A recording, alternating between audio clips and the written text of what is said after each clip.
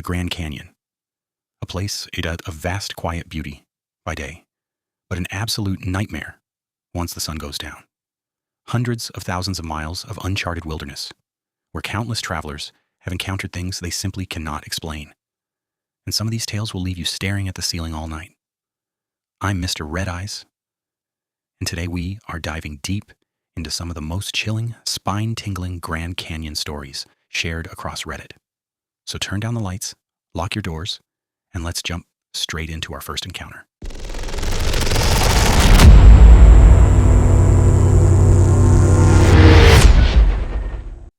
The man in the bushes, camping on Horseshoe Mesa in the Grand Canyon with 4 other buddies.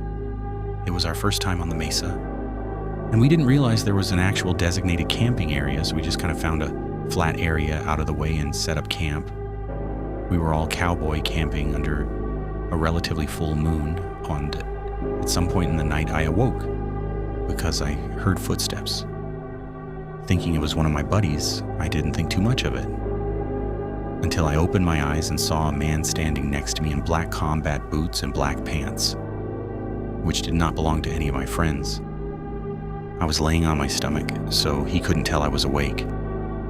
I laid as still as possible, and I happened to make eye contact with one of my buddies who was about 20 feet from me.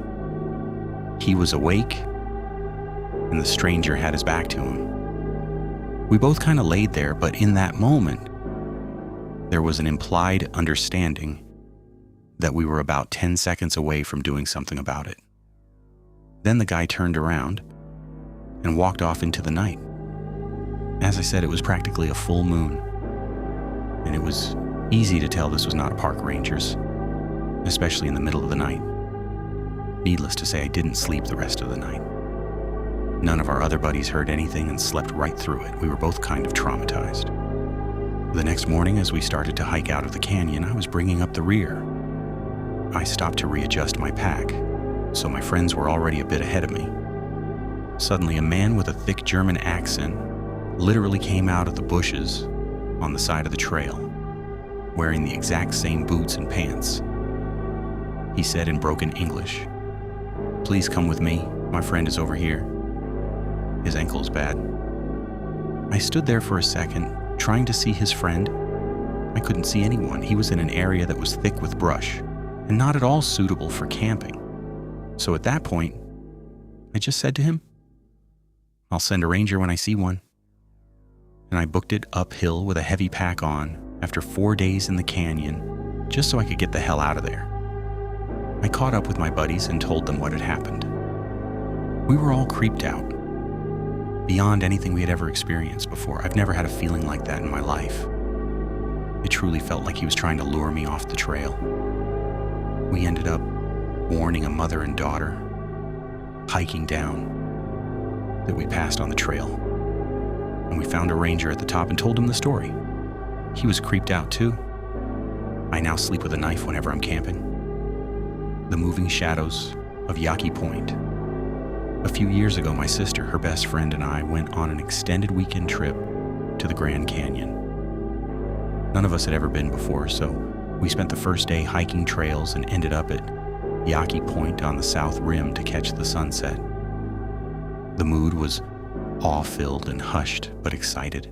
Of course, we were going full tourist, snapping pictures and selfies near the rim. The sunset was glorious, but as soon as the sun slipped under the horizon, the mood shifted. It immediately felt colder. Goose flesh rose on my arms, and I had an overwhelming urge to get away from the canyon edge, like far away. My sister and her friend were seemingly unaffected, still snapping selfies as I started to get really anxious. I figured I was just being extra and kept my feelings to myself, until my sister's friend got frustrated after a series of selfie shots were ruined by blurs and dark patches. She chalked it up to weird lighting and passed the phone to me to take a few remaining shots. As I looked at the screen to take the pictures, I saw that the blurs and shadows were not stationary. Instead, they moved around on the screen just beyond the canyon rim and then disappeared out of sight. I couldn't see any movement or changes at all in real life. After a few seconds of watching my confused and mildly panicked face. My sister suggested we forget it and head out. As we walked to the parking area, she asked if I was okay. I told her what I'd seen, and she mentioned feeling weird at the canyon rim as well, but she had just ignored it. I asked her friend if she had saved any of the weird pictures, but of course, she hadn't. I really wish I'd thought to switch her camera function to video so I could re-examine what I saw. The lights above Verde Valley. This was back around 1990, long before drones were a thing. I was dating a woman who was part of a spiritual group, led by a woman who claimed to be a channeler, who would go into a trance and communicate with extra-dimensional entities. The sex was very good, and I was happy to keep her company anywhere she wanted to go. The group decided to gather outdoors one evening at a little creek running through the desert north of the Verde Valley, a place where people supposedly had contact with extraterrestrial or extra-dimensional entities. We built a big bonfire, sat around in a circle, and Joni, the channeler, went into her act. People would take turns asking questions about their past lives, psychic encounters, and future prospects. It was pleasant enough. I enjoyed the desert air, the big fire, and slipped off into my own world. I'll admit I was a bit disappointed by the lack of flying saucers. When it was my turn to speak to Equinox, the entity that Joni channeled, I asked about a missing hammer. I'll never forget her answer. She concentrated hard, and then informed me that she believed the hammer was under something. Months later, I found the hammer and realized she was right. Spooky.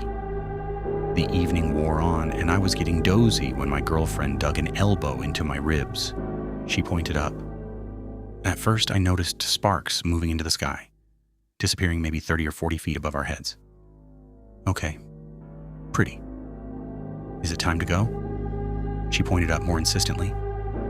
I could see the smoke disappearing against the stars. And then I looked up at the stars themselves, some of which were dancing. The smoke gave me some perspective about distance. These were not flying sparks, and they weren't moths. Whatever those pinpricks of light were, they were way up there. This was not a fleeting glance. The show went on long past the point where watching got boring. They moved in complex, unnatural geometric patterns. There was an unmistakable intelligence to the movement.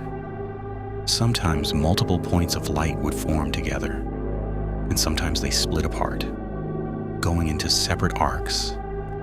It was as clear and vivid as a light show at a planetarium. There were at least 15 people in our group, including an engineer who worked at Honeywell, designing cockpit controls for military aircraft. We all saw the exact same thing. This was years before smartphones, and no one had a camera. But sometime later, I saw an online video of unidentified aerial phenomena, which the source identified as Pleiadians. It looked pretty much exactly like what we witnessed that night. On the drive back down Interstate 17 to Phoenix, I fell asleep behind the wheel. I have no memory of that drive. I'm lucky I didn't end up in a ditch, but somehow, we made it back alive. And that brings us to the end of tonight's final story. If these tales brought a chill to your spine, drop a comment down below and let me know your thoughts. If you enjoy stepping into the unknown with me, please make sure to hit that subscribe button and turn on notifications. It really helps the channel out more than you know, and I appreciate the incredible support from each and every one of you. I'd love to hear what kind of nightmares you want to explore next, whether that's deep forest encounters, unsettling national park disappearances, or pure paranormal horror. Your feedback shapes the channel, and I read every single response. Until then, stay safe out there, and I will see you in the next one.